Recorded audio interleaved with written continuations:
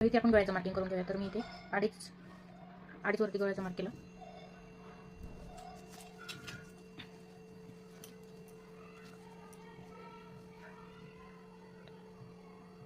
तयार गळा आपला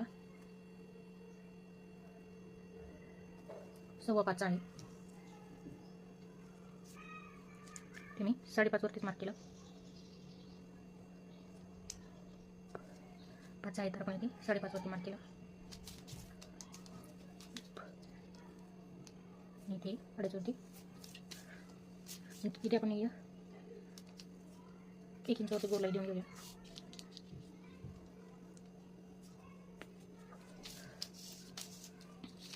आता आपण इथे टक्स पॉईंट करणार आहोत. ते एक शोल्डरच्या बरोबर मध्ये असं पकडणार आहोत. तर इथे आपला टक्स पॉईंट आहे 11.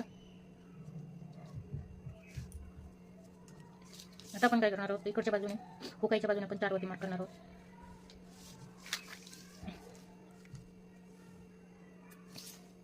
याच्यामध्ये आपण 8 इंच आपलं शिलाई मार्जिन असणार आहे. फ्रंट ओपन आहे त्यामुळे. आता आपण इथे जो टक्स पॉईंट टाकलेला आहे त्याच्या खाली 1 इंचावरती आपल्याला मार्क करायचं आहे.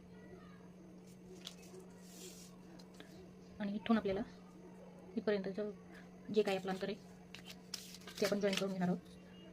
ते इथे आपण 4 वरती निशाण केलं होतं. तिथून आता आपल्याला ते 1 इंचाचा टक्स घ्यायचा आहे आपल्याला. ते मी पाऊण इंचावरती घेते. 1.5 इंचाचा टक्स घेते आपण.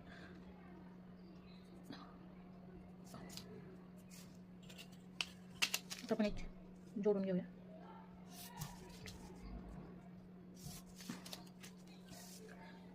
आता जो आपला टक्स पॉईंट आहे, टक्स पॉईंट वरतून आपल्याला 1.5 इंच गळ्याच्या साईडने आपल्याला एक टक्स टाकून घ्यायचा गळ्याच्या साईडचा.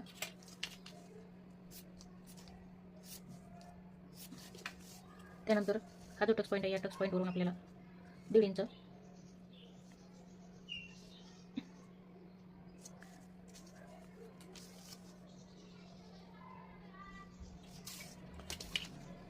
शोल्डरच्या साईडला आपल्याला घ्यायचं आहे फिटिंगच्या बाजूने. तर मी ते 3 वर 3.5 वरती मार्क केला. अशी आपण तिरकी रेषा घेणार आहोत. तर आपल्या इकडं फिटिंगच्या साईडचा टक्ससाठी जास्त झालं. त्यानंतर आपण ह्या टक्सवरून आपण आर्महोलच्या साईडला 2 इंचावरती मार्क केला. आता हा आपण इकडं